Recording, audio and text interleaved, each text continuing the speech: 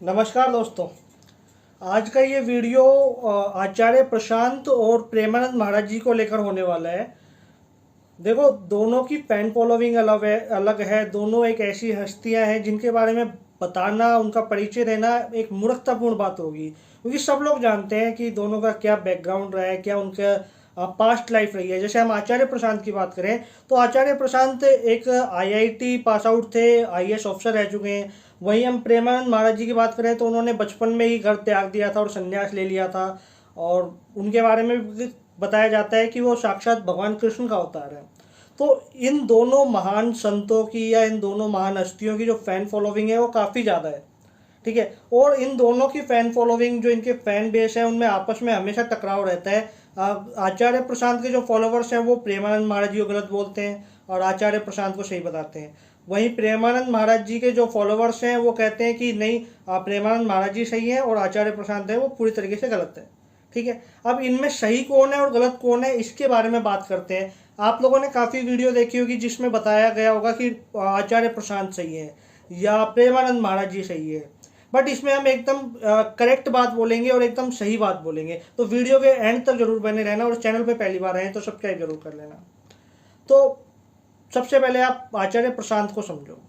आचार्य प्रशांत अद्वैत वेदांत के ऊपर लेक्चर देते हैं, वही उनका पूरा सब्जेक्ट है, उसी के बारे में वो ज़्यादा बताते हैं और उसी को प्रमोट करते हैं। ठीक है। और आचार्य प्रशांत क्लाइमेट चेंज के ऊपर भी काफ़ी बातें करते हैं। और यकीन मानो मेरे दोस्त, क्लाइमेट चेंज के ऊपर जितनी भी आचार्य प्रशांत बातें करते हैं मैं खुद उसको सुनता हूँ और काफ़ी इम्प्रेस भी होता हूँ, क्योंकि आज से पहले एनवायरनमेंट चेंज को, क्लाइमेट चेंज के ऊपर इतनी बातें किसी ने नहीं बोली जितनी आचार्य प्रशांत बोलते हैं। वहीं दूसरी तरफ प्रेमानंद महाराज जी की बात करें तो उनके लिए हृदय से मेरे दिल में आदर है, सम्मान है। बताया जाता है कि प्रेमानंद महाराज जी की जो दोनों किडनियां हैं वो काफ़ी समय पहले ख़राब हो चुकी थी और डॉक्टर ने 2-3 साल से ज़्यादा समय नहीं दिया था। लेकिन आज 20-25 साल हो गए और वो स्वस्थ हैं और ईश्वर से प्रार्थना है कि वो स्वस्थ ही रहें। ठीक है। अब आपको समझना पड़ेगा कि आचार्य प्रशांत किन लोगों के लिए आइडल है। तो जो लोग लाइफ के अंदर एकदम प्रैक्टिकल जीवन जीना चाहते हैं, जो लोग इस इंडिया को चेंज करने में अपना योगदान देना चाहते हैं, क्लाइमेट को बचाना चाहते हैं, या जो थक चुके हैं, अंधविश्वासों से परेशान हो चुके हैं, ठीक है, उन लोगों के लिए आचार्य प्रशांत बहुत ही बड़े आइडियल हो सकते हैं। जो लोग लाइफ के अंदर कुछ अचीव नहीं कर पा रहे और अचीव करना चाहते हैं, उन लोगों को आचार्य प्रशांत की बात जरूर सुननी चाहिए। जो लोग देश विदेश जाकर अपना एक नाम कमाना चाहते हैं, उन लोगों को आचार्य प्रशांत की बात जरूर सुननी चाहिए। और यकीन मानो आचार्य प्रशांत बहुत ही अच्छी बातें बोलते हैं और लोगों के भविष्य को बहुत अच्छे तरीके से चेंज कर सकते हैं। लेकिन कहीं ना कहीं आप ये सारी चीज़ों में जो आपका मन है वो विचलित रह ही जाता है, वो परेशान रह ही जाता है। ठीक है। तो उस मन को कैसे आप सही कर सकते हो, उस मन को आपको किस तरीके से शांत कर सकते हो, अंदर स्पिरिचुअलिटी, आध्यात्मिकता कैसे ला सकते हो, खाली शब्दों में नहीं, जो आपको अंदर अनुभव हो, उसके लिए आपको प्रेमानंद महाराज जी की शरण में जाना पड़ेगा। जब आप प्रेमानंद महाराज जी की शरण में जाओगे तो वह आपको बताएंगे कि भक्ति क्या होती है, राधा कृष्ण से जुड़ना क्या होता है, उनको साक्षात फील करना क्या होता है, उनको देखना क्या होता है, उसकी उनके अंदर लीन होना क्या होता है, वो प्रेमानंद महाराज जी बताएंगे। दोनों के रास्ते अलग अलग हैं, लेकिन जो एक मंजिल है ना वो एक ही है, परमानंद, उस परमात्मा, उस ईश्वर की प्राप्ति। अब आचार्य प्रशांत के हिसाब से वो जो परमात्मा है वो ब्रह्म रूप में खुद में ही होता है। प्रेमानंद महाराज जी के हिसाब से वो जो परमात्मा है वो कण कण में व्याप्त है और आप उसको फील कर सकते हो किसी भी रूप में, जिस रूप में आप उसको अपना आराध्य मानते हो, चाहे वो शिव रूप में हो, चाहे वो कृष्ण रूप में हो, चाहे वो राम रूप में हो, चाहे वो विष्णु रूप में हो, किसी भी रूप में हो। ठीक है। तो कहने का मतलब ये है कि कोई सही या गलत नहीं है। सही और गलत वो लोग हैं जो इन दोनों के अंदर भेदभाव कर रहे हैं, इन दोनों को अलग अलग जगह पे लाके खड़ा कर रहे हैं। ठीक है। इन दोनों को एक दूसरे के विरुद्ध खड़ा कर रहे हैं। यदि भक्ति मार्ग चुनना है ना, तो प्रेमानंद महाराज जी आपका मार्गदर्शन करेंगे। उनसे बेहतर प्रेजेंट में शायद ही कोई गुरु कर पाएंगे। लेकिन यदि लॉजिक वाले दिमाग से चलना है या आपको प्रैक्टिकल लाइफ ज़्यादा जीनी है, ठीक है, मन की शांति को एक तरफ पटक के और जो प्रैक्टिकल लाइफ है वो जीनी है, तो आचार्य प्रशांत को सुनो। तो ये वीडियो किसी भी महान पुरुष को अच्छा या बुरा बताने के लिए नहीं है, ठीक है। ये मत सोचो कि इसमें आचार्य प्रशांत को अच्छा बताया जा रहा है या प्रेमानंद महाराज जी को अच्छा बताया जा रहा है। दोनों ही अपनी अपनी जगह बहुत ही अच्छे हैं।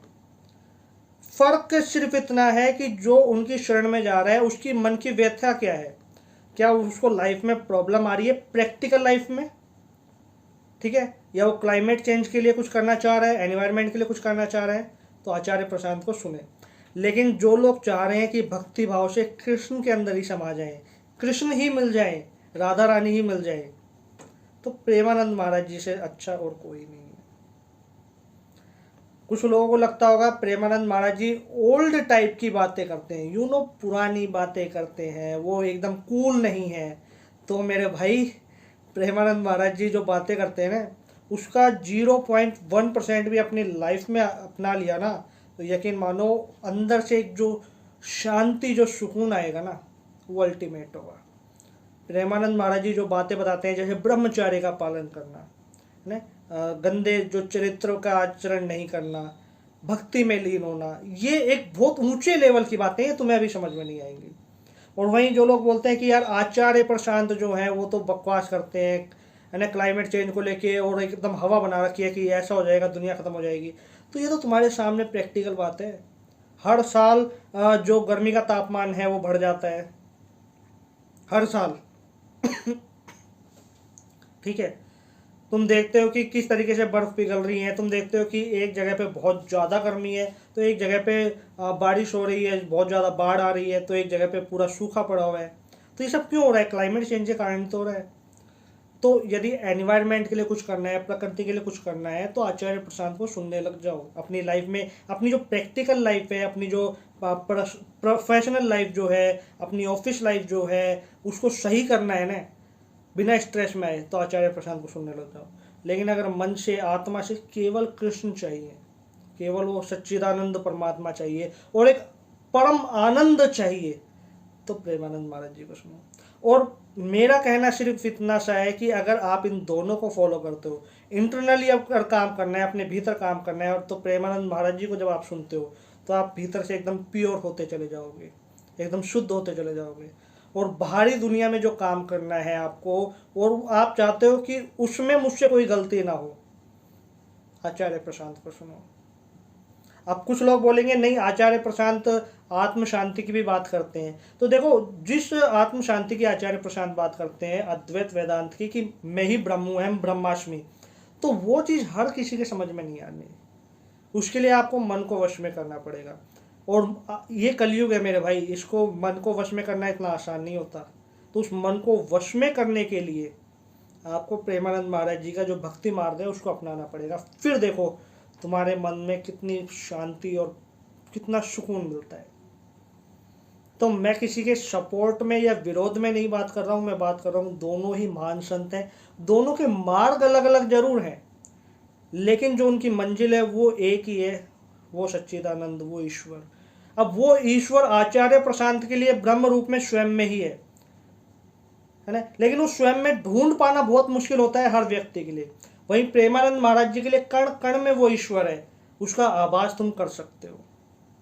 तो ये वीडियो इसलिए बनाई गई थी कि आप इन बातों में मत आओ कौन सही है कौन गलत है। आप ये सोचो कि आप कहाँ परेशान हो, आपकी दुविधा कहाँ है और किस जगह जाके दूर हो रही है।